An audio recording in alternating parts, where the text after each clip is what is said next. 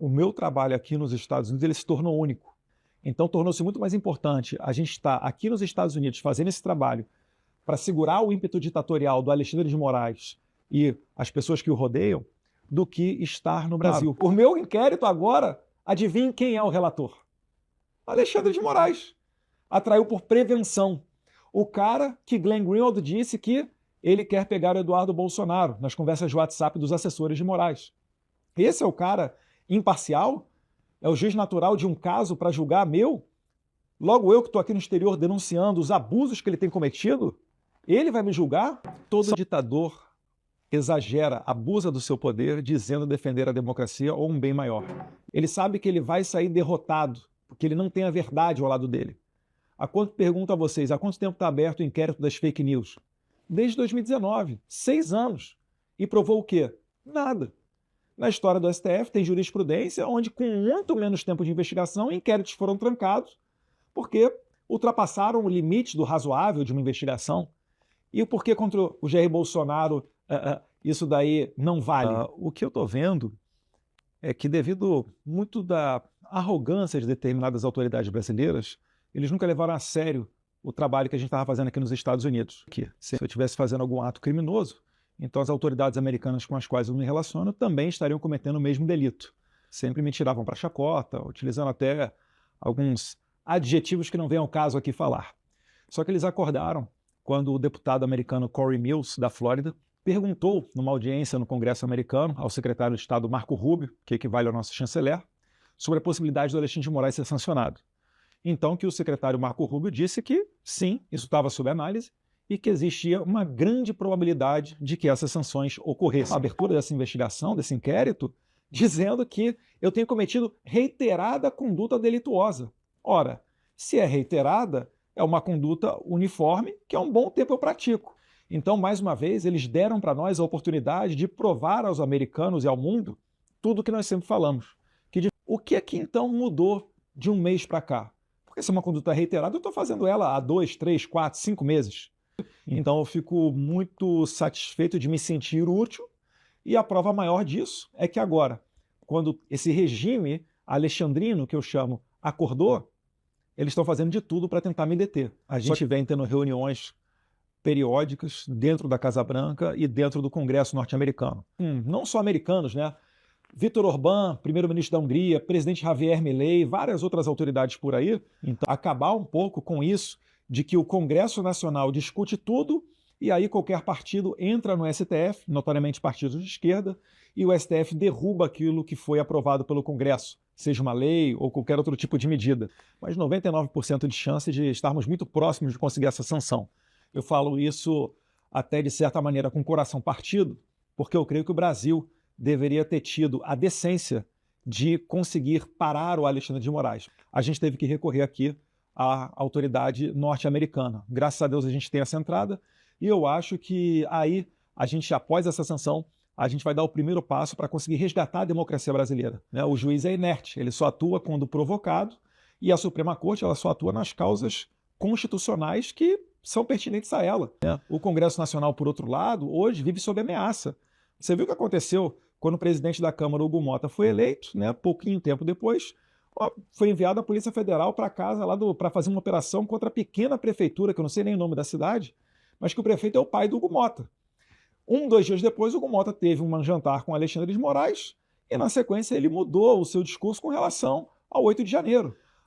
Os próprios juízes do STF às vezes reclamam que são vários processos, são assodados, é muita coisa para julgar, mas eles também não delimitam a sua competência.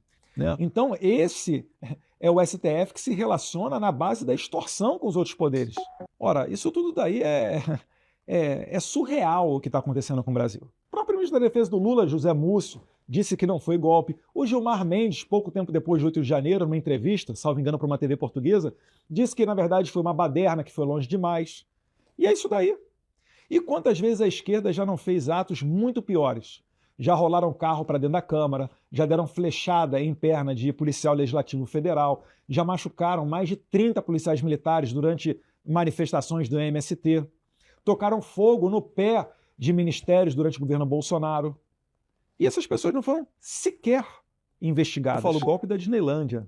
né, no momento em que Jair Bolsonaro estava nos Estados Unidos, eu fico imaginando o seguinte, né? Imagina você falar para um país que realmente já viveu uma ditadura ou teve um golpe de Estado, você falar para eles o seguinte: vamos dar um golpe. Primeiro, eu vou esperar sair da presidência. Mas antes disso, eu vou nomear os chefes militares do meu sucessor, a quem eu quero derrubar. Depois, no segundo momento, um dia ou 2 dias antes de acabar o meu mandato de presidente, eu vou viajar para outro país. Mas vocês aí, 1.500 pessoas que eu estou mandando para dar o golpe, por favor, sigam firme e forte. Ah, a propósito, quando forem no fatídico dia de derrubar o governo, vocês vão sem armas. Isso tudo é falácia, é tudo espuma. Essas pessoas, né, tanto do 8 de janeiro quanto generais ou pessoas aí que estão presas nesse momento, Kid Preta, etc., eles estão pagando o pato para que o Alexandre de Moraes construa a narrativa que ele entenda pertinente para justificar uma condenação do Jair Bolsonaro. Piorar agora, né, quando nós somos perguntados aqui nos Estados Unidos sobre todo o sistema do qual o Alexandre de Moraes conduz essas perseguições, a gente tem que, obviamente, falar o nome do PGR, porque ele está alinhado com o Alexandre de Moraes. Agora, o PGR, que eu denuncio aqui no exterior, virou o acusador do meu processo. É a pessoa que vai me investigar. É como se numa guerra de vizinhos, né, um conflito, uma briga entre vizinhos, um deles fosse ser o acusador e o juiz do caso. É claro que todo mundo sabe o resultado final disso. Assim como meu pai está jogando um jogo de cartas marcadas, onde ele já está condenado, esse inquérito visa também me condenar. Provavelmente para me tirar da corrida de 2026, né, para não me dar a chance de concorrer a qualquer cargo que seja na eleição do ano que vem. O objetivo do Moraes é claro: acabar com o movimento liderado por Jair Bolsonaro. A gente tem muita coisa para mudar. Primeiro, a gente resgata as liberdades. Depois, a gente tem que mudar um pouquinho as condições do Brasil para que não seja mais o sonho da classe média ter um carro à prova de bala, ou o sonho da classe média ser mandar o filho para estudar no exterior, para talvez passar a morar lá. Eu tenho plano de voltar ao Brasil, né? Eu acho que o Brasil é o local onde a gente quer fazer crescer os nossos filhos. Agora, para voltar para o Brasil, a gente tem que ter uma segurança mínima, onde o deputado federal vai poder falar. Inclusive, meu nome já figurou em algumas pesquisas, né? Fiquei feliz com isso, mas eu acho que numa democracia normal, quem deveria ser o candidato é o Jair Bolsonaro, que inclusive lidera diversas pesquisas. Eu sou um fã do discurso do Paulo Guedes quando ele fala em mais Brasil, menos Brasília. O que significa isso? Significa menos poder concentrado na elite burocrática de Brasília e mais poder e dinheiro no bolso do trabalhador. Que o governo tem que trabalhar, né? Deixar mais confortável a vida de quem quer empreender e de quem quer trabalhar. A gente já viu que quanto maior o Estado, mais margem há para corrupção, mais margem há para ineficiência.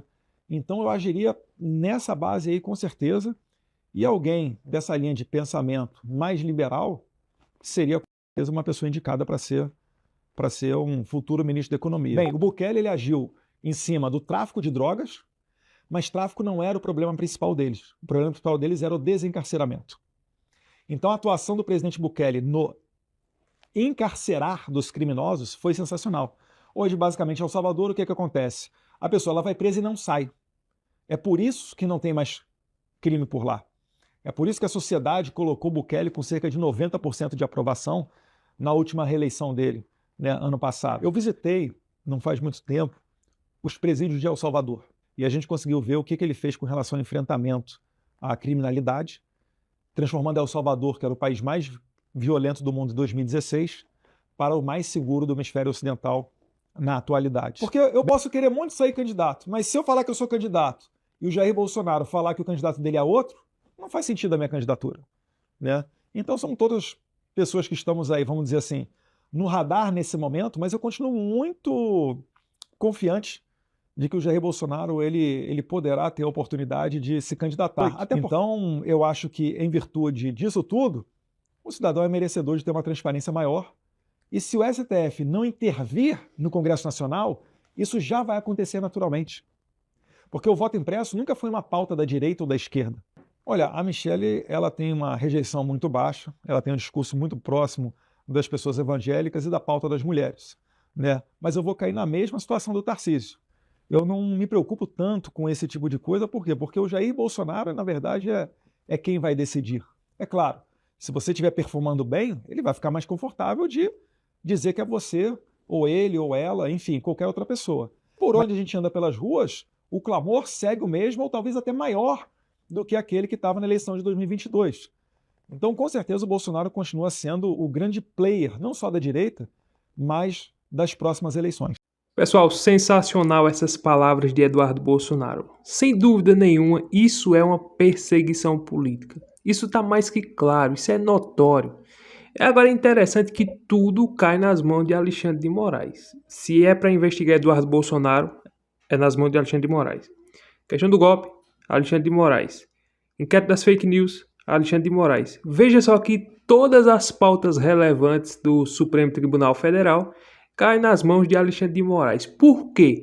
Interessante é que os outros ministros, a não ser o André Mendonça, mas os outros ministros tudo concorda, tudo fica de forma pacífica, ninguém está nem aí. Aí ele age de forma arbitrária, ele persegue, ele julga, ele condena, ele é juiz, promotor, ele é advogado, ele é acusador, ele é vítima, ele é tudo. Aí você vê, é como as palavras de Eduardo Bolsonaro, a questão da anistia. O Hugo Mota estava prestes a pautar a questão da anistia, aí inventou de ir para um jantar na casa de Alexandre de Moraes.